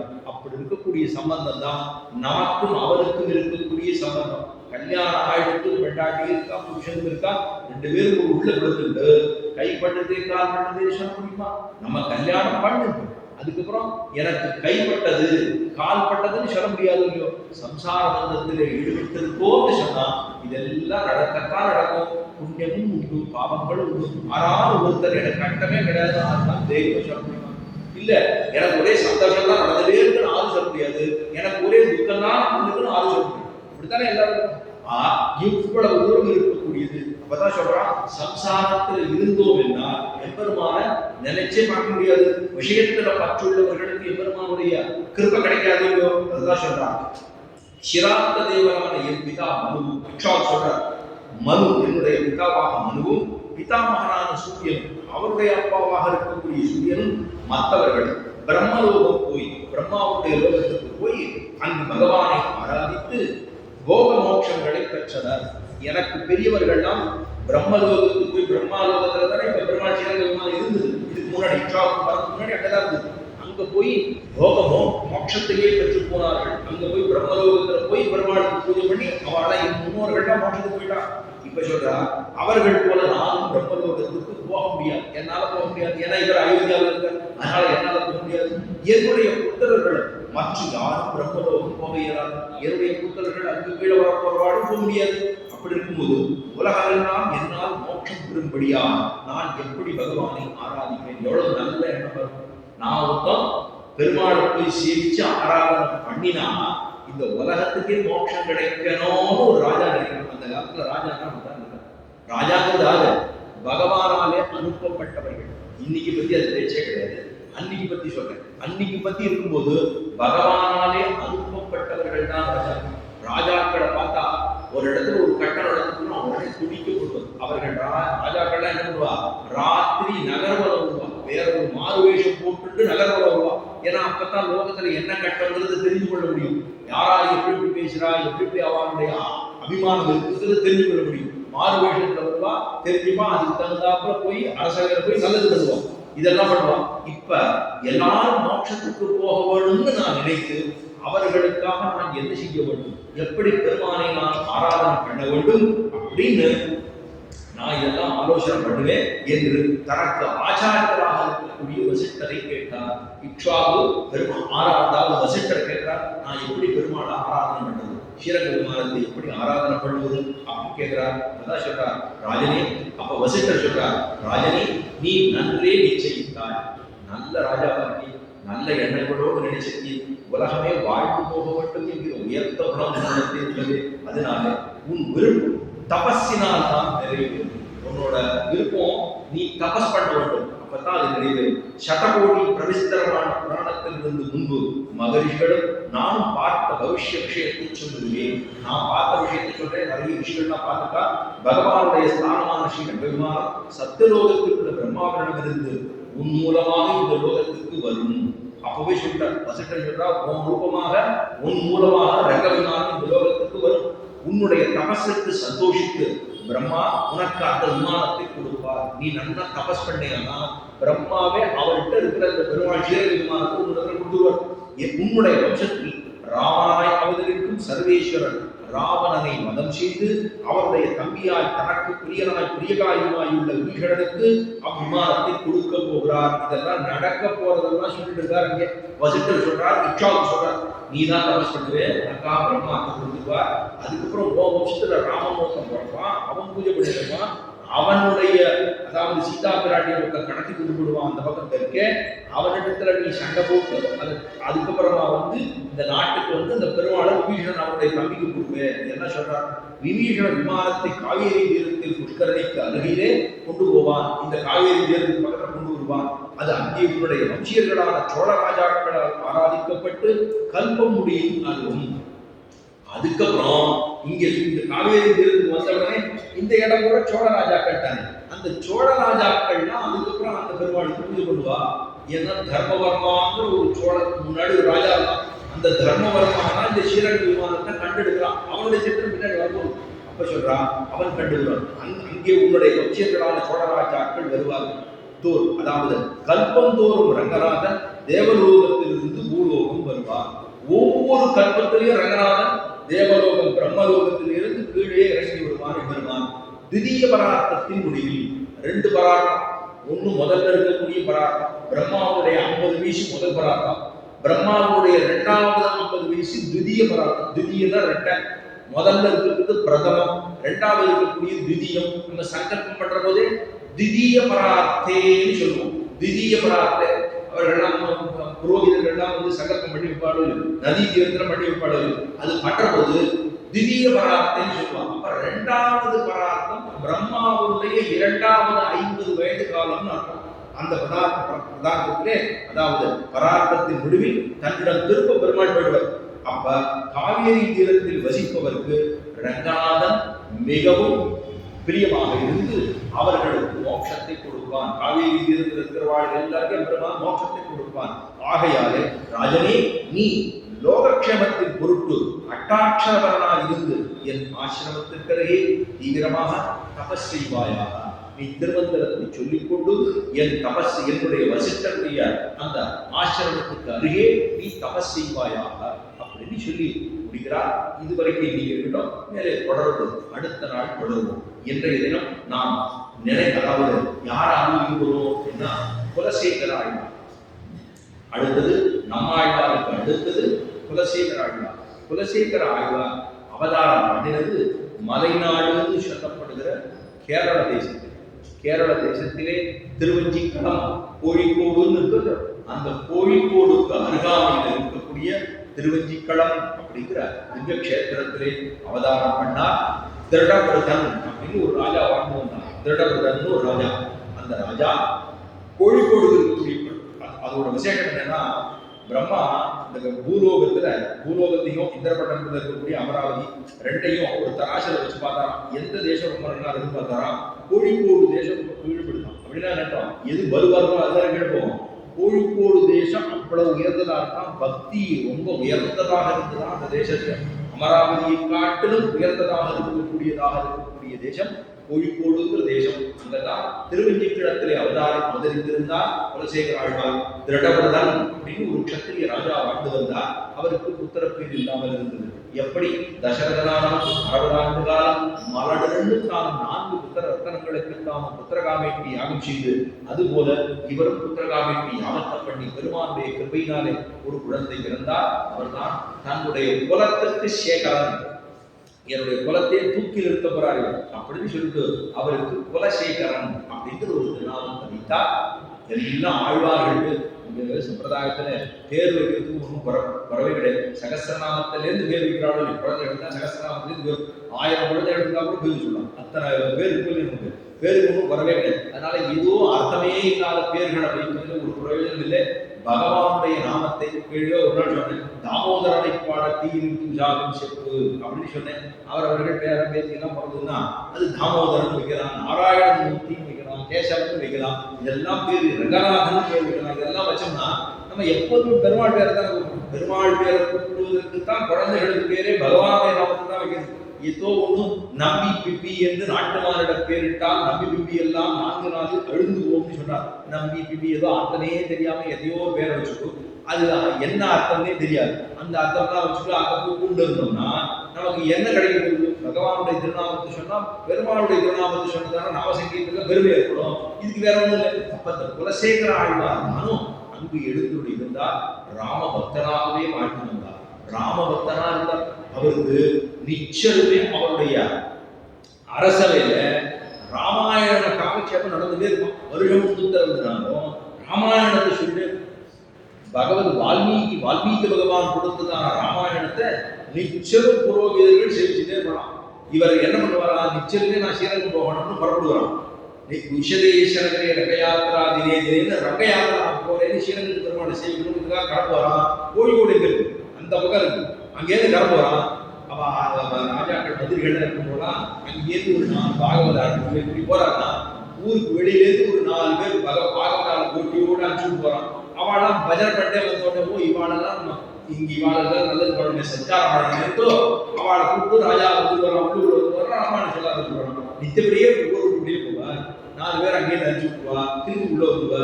அவருக்கு ராமாயணம் கூட கேட்பா. அவளுக்கு தெரியாத சாப்பாடு அதனால எல்லாம் பண்ணுவா. அவளுக்கு சத்காரம் தான் பண்ணுவா. திருப்பி அடுத்த நாள் போவா. இதே வந்து ஸ்ரீரங்கமே போக முடியும். அப்படி இருந்தவர் எல்லாவற்றையும் எல்லாத்தையும் விட்டுட்டு தன்னுடைய பெண் சேரகுலவல்லி அப்படிங்கிற நாச்சியாரை ரங்கநாதனுக்கு மனமுடித்தார். எப்படி பெரியாழ்வார் ஆண்டாளை ரங்கநாதனுக்கு மனமுடித்தாளோ அதே போல குலசேகர ஆழ்வார் தன்னுடைய பெண் பிள்ளையாக சேர குலவல்லி நாச்சியாரை பெருமாளுக்கு ஸ்ரீரங்கநாதனுக்கு 100 நாள் புனர்வசு நட்சத்திரம். ஏன்னா இவர் பிறந்தது அவதாரம் பண்ணது மாசி புனர்பூசம். புனர்பூச நட்சத்திரத்துக்கு திருவதாரம் பண்ணவர். ராமனுக்கும் புனர்பூசம், இவருக்கும் புனர்பூசம். மாசியிலே புனர்பூச நட்சத்திரத்திலே அவதாரம் பண்ணவர் குலசேகர ஆழ்வார். ஸ்ரீரங்கத்துக்கு போகணும். நான் இப்ப சொன்னேன் அர்ஜுன மண்டம் கீழப்படி. இந்த கீழப்படிக்கு பின்னாடி பார்த்தோம்னா சேரகுலவல்லி நாச்சியாரோட சந்தி இருக்கு. அந்த சந்தியில ஒரு நாள் புனர்வசு நட்சத்திரத்தை அன்னைக்கு பெருமாள் நம்பெருமாளுக்கும் இந்த சேரகுலவல்லி நாச்சியாருக்கு 2 பேருக்கு சேர்த்து 3 நாள் தான் வருஷத்துல. ஒரு தடவை பங்குனி உத்தரத்தன்னைக்கு தாயாரோட இருப்பார். மற்றொரு தரம் இந்த விசேஷத்தின் போது இப்படி 3 நாட்களிலே எம்பெருமான் ஸ்ரீரங்கநாதன் நானும் சேர்த்து சேர்றார். 1 நாள் உறையூருக்கு போறார். கமலவல்லி நாச்சியாரோட 1 நாள் அங்க ஆயில்யம் நட்சத்திரம் பங்குனி ஆயில்யத்திற்கு உறையூருக்கு போய் கமலவல்லி நாச்சியாரோட சேர்த்து ஒரு நாள் பார்த்தோம்னா ஸ்ரீரங்கத்துல பங்கு உத்தரத்தன்னைக்கு சேர்த்தி, அதுக்கப்புறம் மாசி புனர்வசு நட்சத்திரத்துல ஒரு நாளைக்கு சேர்த்தி, 3 நாள் தான் சேர்த்தி சேவை கண்டருகிறார் ரங்கநாதன். இப்படி பெருமை விட்டவர், எல்லாவற்றையும் விட்டுவிட்டு பெருமாளை போய் சேர வேண்டும் அங்கேயே போய் சேர்ந்தவர். அப்பேற்பட்ட பெருமை படைத்தவர் குலசேகர ஆழ்வார். இவர் பெருமாளுக்காக பாசுரம் பாடுறது 105 பாசுரங்கள் பாடுகிறார். பெருமாள் திருமொழி ராமாவதாரம் என்ன தன்னுடைய அப்படியே சிந்தையெல்லாம் ராமன் பக்கத்திலேயே போய் சேரும்படியா எப்பவோ ராமாவதாரம் இருந்தது. ஆனா சீதா பிராட்டிய ராவணன் தூக்கிட்டு போயிட்டான்னு ராமாயணத்துல கதை படிச்சாருன்னா இவர் எல்லாம் படையெல்லாம் திரண்டிட்டு பறக்குவாரா நேர லங்கையை நோக்கி. இந்த மாதிரி ஒரு சித்தம் வருமா இருக்காமா? நம்ம எங்களுக்கே தெரியல சீதா பிராட்டி ராவணன் எங்க தூக்கி போயிட்டா எங்களுக்கே தெரியும். ராமா உனக்கு தெரியலையா? நம்ம படத்தெல்லாம் அதை நம்மளே சொல்லுவோம். ஆனா இவர் என்ன பண்ணுவாரா, நடந்தது எப்பயோ திரேதாயுகத்துல, இப்ப கதை கண்டுட்டு இருக்கார், ராமாயணம் கதை கண்டுட்டு இருக்கார். அதாவது சீதா பிராட்டியை ராவணன் கூட்டி கொண்டு போட்டான். அங்க போய் புஷ்பகவிமானத்தை தூக்கி போட்டான். தொடவே இல்லை. ஏன்னா தொட்டா தலை ஒழிச்சுக்கணும் அவனுக்கு ஒரு சாபம் இருக்கு, அதனால தொடவே இல்லை. புஷ்பக விமானத்துல அப்படியே அள்ளி கொண்டு போயிட்டான். இப்படி இருந்ததுனால இதை கேட்ட உடனே தன்னுடைய படையை திரட்டி கொண்டு ரங்கமண்டலத்துக்கு போகணும்னா எந்த தூரம் அவனுடைய ஆபம் இருக்க வேண்டும். அவ்வளவு பெருமை இருக்கக்கூடியவர் குலசேகர ஆழ்வார். அங்கேயே எழுந்து இருந்தார். பெருமாளுக்கு ரங்கநாதனை பத்தி பாடினார். திருவித்துவக்கோடுங்கிற பெருமாளை பத்தி பாடினார். கேரளாவில் இருக்கக்கூடிய ஒரு பெருமாள் திருவித்துவக்கோடு, அதுக்கு வராக கஷேத்திரம்னே பேர். அவ்வளவு பெருமை படைத்தது. அந்த பெருமாளை பாடினார். திருமாலின் சோழமலையை பாடினார். திருக்கண்ணபுரத்தை பாடினார். அதே போல திருவேங்கடத்தை பாடினார். திருச்சித்திரகூடம் கோவிந்தராஜ பெருமாள் தில்லை சிதம்பரம் சொல்லுங்க அங்க பெருமாளை பாடினார். அப்புறம் 8வதான சேட்டுதங்களை எல்லாம் பாடினார். 105 பாசுரங்களை பாடி கடைசி 10 பாசுரத்தாலே திருச்சித்திரகூடம் அதாவது தில்லை சிதம்பரத்தில் இருக்கக்கூடிய கோவிந்தராஜ பெருமாளை பற்றி பாடினவர். ராமாயணம் தொடக்கமாக ஆரம்பித்து ராமாயணம் முடியும் பர்யந்தமாக இருக்கக்கூடிய கதைகளை 10 பாசுரங்களாக கொடுத்திருக்கிறார். ராமாயணத்துடைய சுருக்கம் 10 பாசுரத்திலே கோவிந்தராஜ பெருமாளுக்கு தெல்லது சித்திரகூடம் தன்னுள் அப்படிங்கிற அந்த பாசுரங்களாலே 10 பாசுரத்தை ராமாயணத்தை முடிச்சுட்டார். அவ்வளவு பெருமட்டவர். மன்னார் கோவில் அப்படின்னு இருக்கு, இங்க இருக்கு. அதாவது திருநெல்வேலி பக்கத்துல இருக்கக்கூடிய மன்னார் கோவில்ங்கிற இடத்துல பிரம்மதேசம் அப்படின்னு பேர் அந்த இடத்துல. அந்த இடத்திலே தன்னுடைய 67வது நட்சத்திரத்திலே பெருமானை போய் சேர்ந்தார். அங்க ராஜகோபாலனுடைய சன்னிதி மன்னார் கோவில் பிரம்மதேசம் பேரு. அங்க ராஜகோபாலனுடைய பெருமாள் கோவில் இருக்கு. அந்த பெருமாள் கோவிலுக்கு வாசல்லையே எழுந்து இருந்தார். அங்கேயே இருந்தார். எல்லாத்தையும் ஊருக்கே எழுதி வச்சுட்டார். தன்னுடைய சொத்து ஒண்ணுல எல்லா லோகத்து மக்களுக்கும் பெருமாள் கையில் இருக்குமே எழுதி அங்க போயிட்டார். அங்க இருந்தார். அங்கேயே அங்கிருந்து புறப்பட்டு சென்னார்ங்கிறது குலசேகர ஆழ்வாருடைய அந்த உயர்ந்த சரித்திரம். இப்பொழுது பிதர் நீதியில் இருக்கக்கூடிய ஒரு விஷயம், பண்டிதருக்கு இருக்கக்கூடிய மற்றொரு அவசியத்தை சொல்லுகிறார். விதுரனானவர் திருதராட்டனுக்கு தூக்கமின்மையினாலே இருக்கக்கூடிய விஷயத்திலே ஒன்னே ஒன்று சொல்லி முடிக்கிறார். புருஷார்த்தம்னா என்னன்னு தெரிஞ்சுக்கணும் திருதராட்டா. தர்மம் அர்த்த காம மோட்சங்கள். இதுல மோட்சம் என்பது உயர்ந்தது. தர்மம் செய்ய வேண்டும். அர்த்தம் நாம் ஒவ்வொருத்தரையும் எப்படி தெரிந்து கொள்ள வேண்டும். தர்ம அர்த்த காமங்கள் நமக்கு இந்த உலகத்தில் இருக்கக்கூடிய இச்சைகள் ஆசாபாசங்கள் இதெல்லாம் இருந்தாலுமே கூட கடைசியாக நமக்கு கொடுக்க வேண்டியது எம்பெருமான் கொடுக்க வேண்டிய விஷயமா மோட்சத்தையே நாம் நினைக்க வேண்டும். நம்ம கீழே சொல்ல வேண்டும். இதெல்லாம் அந்த ஒரு சுட்டு தேனடையிலிருந்து தேர் விடுதே அதை போல இருக்கக்கூடாது. மோட்சம் என்பதற்கு பிரார்த்தித்து எம்பெருமானை சென்று விட்ட வேண்டும் சொல்ல போது புருஷார்த்தங்கள் நன்னா தெரிஞ்சுக்கணும். அது உனக்கு தெரிந்ததாக தெரியவில்லை, இல்லைன்னா நீ இந்த மாதிரி நடந்து கொள்ள மாட்டான்னு சொல்லி யதாசக்தீச்ச கீர்த்திஷி யதாசக்தீச்ச கீர்ஷந்தி யதாசக்தீச்ச குருவத ந கிஞ்சித் அவன்யந்தே யதாசக்தீச்ச கீர்ஷந்தி யதாசக்தீச்ச குருவத ந கிஞ்சித் அவன்மந்தே நராஹ பண்டித புத்தயா. 3 வார்த்தை சொல்றார். யதாசக்தீச்ச கீர்ஷந்தி, நம்மால் நம்ம சக்திக்கு என்ன பண்ண முடியும் அதைத்தான் நீ செய்ய வேண்டும். அதாவது எனக்கு என்ன சக்தியோ அந்த சக்தியை கொண்டுதான் நீ ஒரு விஷயத்தை செய்யணுமே தவிர சக்திக்கு மேல அவனால செய்யணும்னு சொன்னா நீ அழுந்தி முழுகி போய் விடுவார். அதனால சக்திக்கு மீறி செய்யக்கூடாது. அதைத்தான் யதாசக்தீச்ச கீர்ஷந்தி என்று முதல் வாக்கியமாக சொன்னார். மேலே சொல்றார் யதாசக்தீச்ச குருவத, என்னுடைய திறமைக்கு தக்கவா எனக்கு என்ன திறமை இருக்கும். சக்திங்கிறது வேற. சக்திங்கிறது எனக்கு என்னுடைய பேக்ரவுண்ட், நான் எதை வைத்துக் கொண்டிருக்கேன், என்னோட பரவலம் என்ன, எனக்கு சௌகரியம் என்னங்கிறத பார்த்துத்தான் நான் ஒரு விஷயத்துல இறங்க வேண்டும். அதே போல எனக்குன்னு சரீரத்தில் இருக்கக்கூடிய சக்தி போது அந்த திறமைக்கு ஏற்றவாறு நம்ம குழந்தைகள்லாம் சொல்லும்போது என்ன சொல்லுவோம், உனக்கு எது நல்லா படிக்க வருதோ அதை படிக்கும் அப்படிங்கிற மாதிரி. இப்படி மருத்துவம் படிக்கணும்னா மருத்துவம் அறிவியல் நல்லா படிக்கிறேன், தாவரவியல் நல்லா படிக்கிறேன், விலங்கியல் நல்லா படிக்கிறேன்னா நீ அதுக்கு போ. இல்ல கணக்கு நல்லா வருதுன்னு சொன்னா நீ வேற தொழில்நுட்ப கல்லூரிக்கு போ. அப்படி சொல்லும்போது திறமைக்கு ஏற்றவாறு, அதான் யதாசக்திச்ச கூறுவத மேல சொல்றார். நகிச்சித்து அவன் அவமன்யத்தே, நகிச்சித்து அவன் அவமன்யத்தே. ஒரு விஷயம் ஆறாவது ஒரு சின்ன ஒரு நன்கொடையோ ஒரு நல்ல விஷயத்துக்கு கும்பாபிஷேகம் பண்றாங்க. உங்களுக்கு ஒருத்தர் 10 ரூபா, ஒருத்தர் 1000 ரூபாய், ஒருத்தர் 100 ரூபாய், ஒருத்தர் 2000 ரூபாய், இவா கொடுக்கறத வைத்து அவர்களை தரம் தாழ்த்தாதே. அதான் சொன்னா ந கிஞ்சிது அவமன்யத்தே, அவர்களை அவமரியாதை பண்ணக்கூடாது. கிஞ்சிதுன்னு சொன்னா நம்மால் உயர்ந்தது. இப்ப நம்மால் முடிஞ்சதை நம்ம கொடுக்குறோம், அதுக்காக நீ குறைச்சுத்தானே கொடுத்து அப்படின்னு அவர்களை அவமரியாதைக்காதே. அது நீ பண்ணாயானா அது பெரிய தப்பாக போகும். அந்த கோளாறு ஒரு நாளும் செய்யக்கூடாது. இப்படி எவன் இருக்கிறான் தன்னுடைய ஆற்றலுக்கு தக்கவாறு யார் ஒரு காரியத்திலே இறங்குறான், என்னுடைய திறமைக்கு தக்கவாறு யார் ஒரு காரியத்தை செய்கிறான், யாரையும் நான் அவமதிக்காமல் இருக்கின்றான், அவனைத்தான் பண்டிதன் என்று சொல்லுகிறோம். அதைத்தான் நரா பண்டிதனுடையா, அப்படி இருக்கக்கூடிய ஒரு மனிதனையே பண்டிதன் என்று சொல்லுகிறோம் சொல்லி முடித்தது. இந்த நீதியிலே மற்றொரு விஷயமாக இங்கே சொல்லி இன்றைய உபன்யாசத்தை நிறுத்திக் கொள்கிறேன். இப்பொழுது பாசுர அனுசந்தான். கீச்சு கீச்சன் மாலை சாத்தன் கலந்து வீசன பேச்சரவம் வேண்டலையோ பெண்ணே, ஆசும் பிறப்பும் கலகலப்பக்கை வேத்து ஆசரம் குடலாச்சிய தினாலோசப்படுத்த தைரவம் கேட்டிலையோ, நாயக பெண் பிள்ளாய் நாராயணன் மூர்த்தி கேசவனை பாடவும் நீ கேட்டே கிடந்தியோ, தேசமுடையாய் திறத்தீரூரும் பாவாய் வாழிபுரத்தில் ஜகத்துதித்தாள் வாழியே,